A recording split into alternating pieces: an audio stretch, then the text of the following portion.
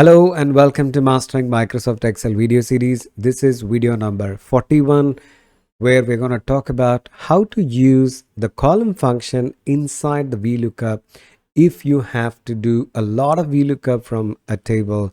Without much ado, let's get into the Excel screen and let's start exploring the options what we have. We have seen how to use the VLOOKUP formula at a basic level in one of our video series.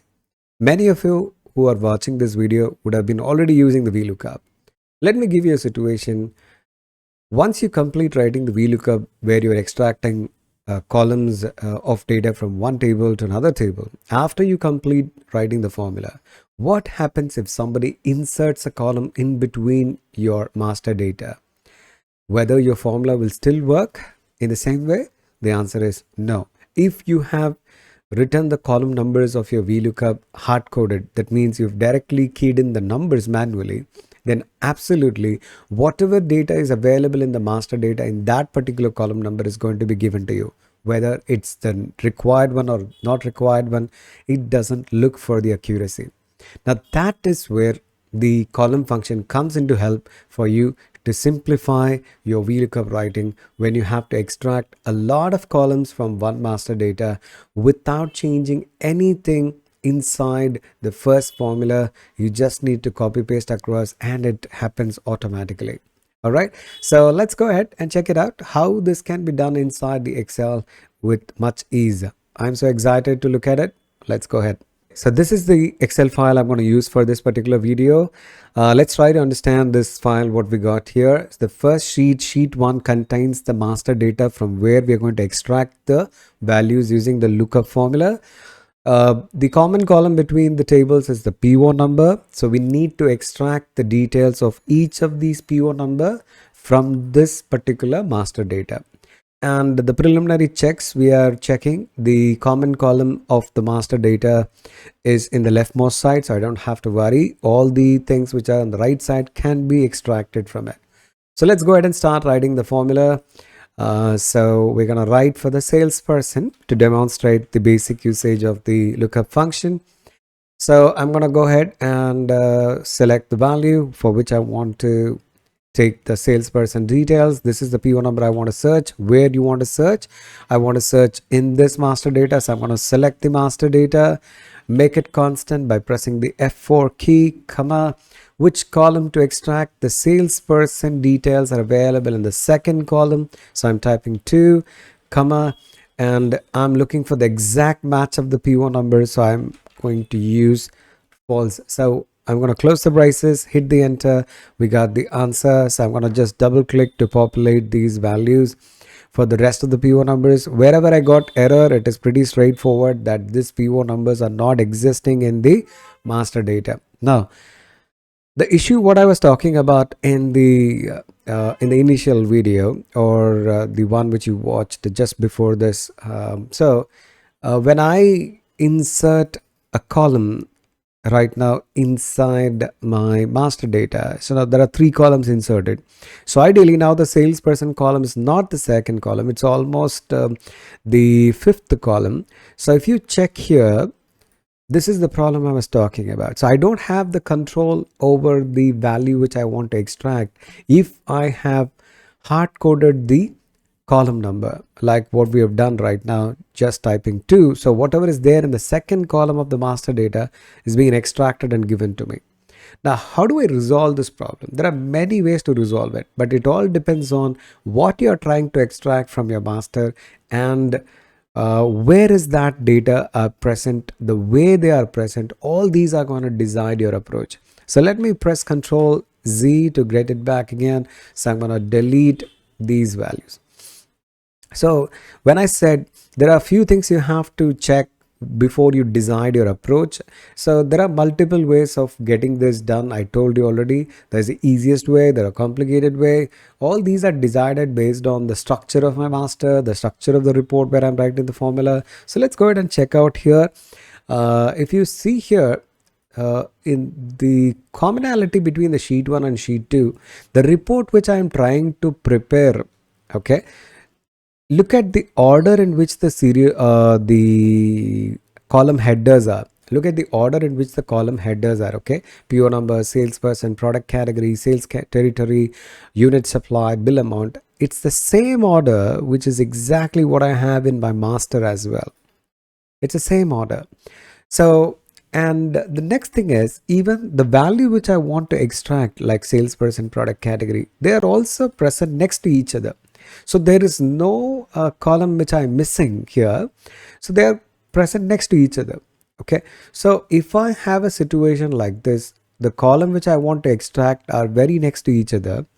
And the second thing is, I would love to extract all the columns from the master to the report file. Now, in this case, ideally, what I need is the column number is for the salesperson is 2, then product category is 3, 4, 5, 6, 7, 8.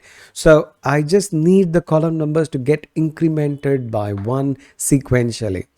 Now, the one approach what I've seen people does is they put a helper row like this on the top of their report, and then they use this numbers inside their formulas. So instead of creating a helper row, can I get this created automatically? So that's what I'm going to show you right now. So look at the way I'm going to do this. So we need the number 1, 2, 3. So when I copy paste across the columns, the number should increment automatically. That means whatever formula I'm going to write, when I move to the next column, it should get updated. When I go to the next column, it should get updated, but not jumping in 2s and 3s. It should jump sequentially one after the other. So let us see, how do we do that? So equal to, I'm going to use the column function, and I'm referring the cell A1. So what is the column function literally doing? The column function will return the column number of the cell whichever I'm selecting. So when I say A1, A1 is the first cell of the first column. So the cell refers to the first column. A1, when I say, it refers to the A column of the worksheet. A column is the first column. So the result of this value, or the result of this formula, is going to be 1. So when I say column of C1, my answer is going to be 3, because A, B, C, that's the third column in the worksheet. So any cell of the C column, when I select, it's the answer of the column function is going to be 3. So even if it is C25, the answer is going to be 3. C25 cell is present in the third column of the worksheet. So like column, you do have function called row, which returns the row number of the selected cell. When I select D6, it is the cell which I selected. It's there in the 6th row of the worksheet. So my answer is going to be 6. So here, when we are writing VLOOKUP, we need is the column number. So I'm going to use the column function to get that number. So the PO number in the master data is the first column. I want the number 1. So when I say A1, it is going to return 1. Now when I copy this formula for the rest of the column, so what's going to happen is, because as you guys know, the relative referencing is going to take impact when I drag this formula or copy this formula to the next column. Because I'm moving across the column letters in my formula is going to get shifted, meaning the column A1, when I copy and paste it to the next column, it's going to become B1. When I'm going to copy and paste it to the next cell, it's going to become C1, D1, E1. So ideally what's going to happen is, when I drag this formula, I am going to get that 1, 2, 3, 4, 5, the sequential number.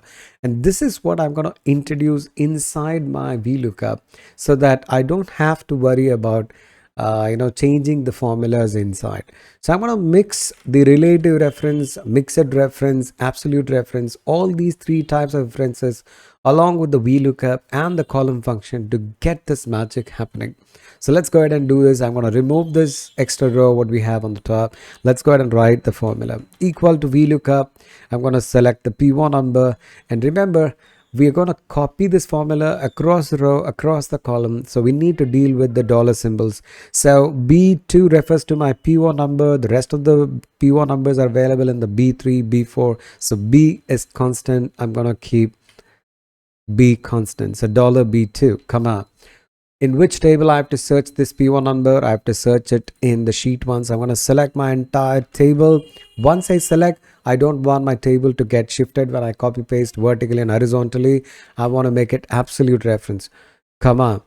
Now comes the column number. So I'm going to go ahead and introduce the column function, and I'm going to simply type B1 because the salesperson details are available in the second column. So ideally I need the number 2. So inside the column function, I can put any cell of B column and it's going to give me the answer as 2.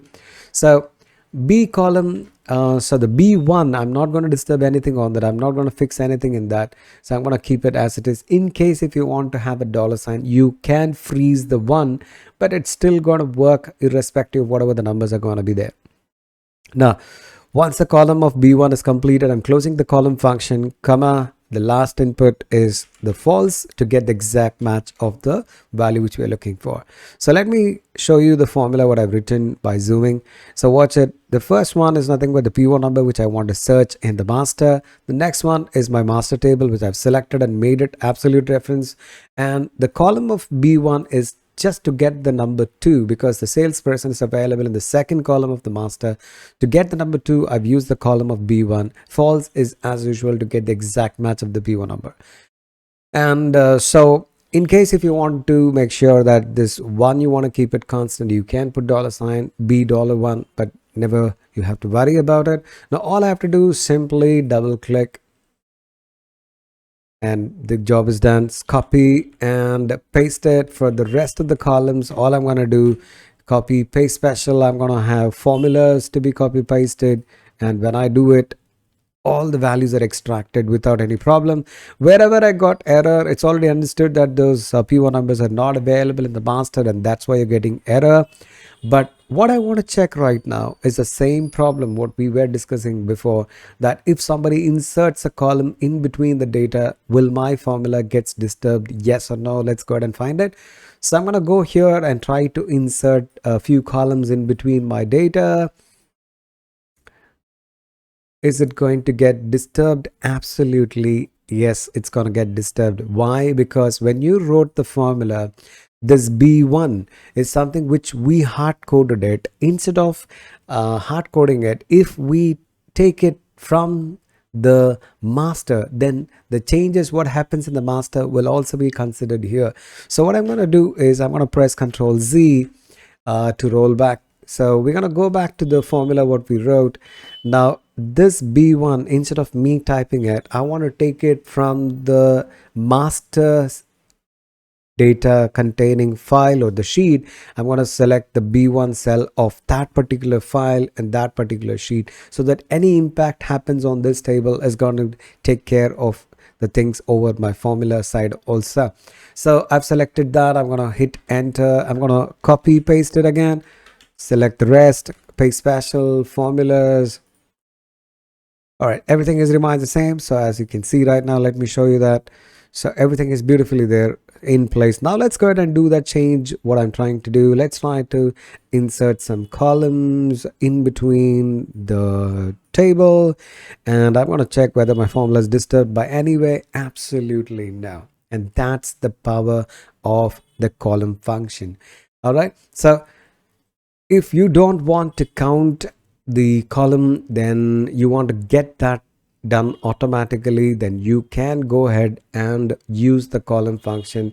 But remember that if you are extracting the sequential columns, then absolutely this method is acceptable. What happens if you have a data, one is present in the second column, the other one which you want to extract is present in the 42nd column, the other one which is present in the 120th column? In that case, I cannot use the formula like this. The column function will not help me. So how do I resolve that kind of requirement? Do watch in the next video what can help you to achieve that solution. All right, so in the next video I'll give you the solution for the problem if they are not adjacent columns. Until then, take care of yourself. Signing off, Hariharan.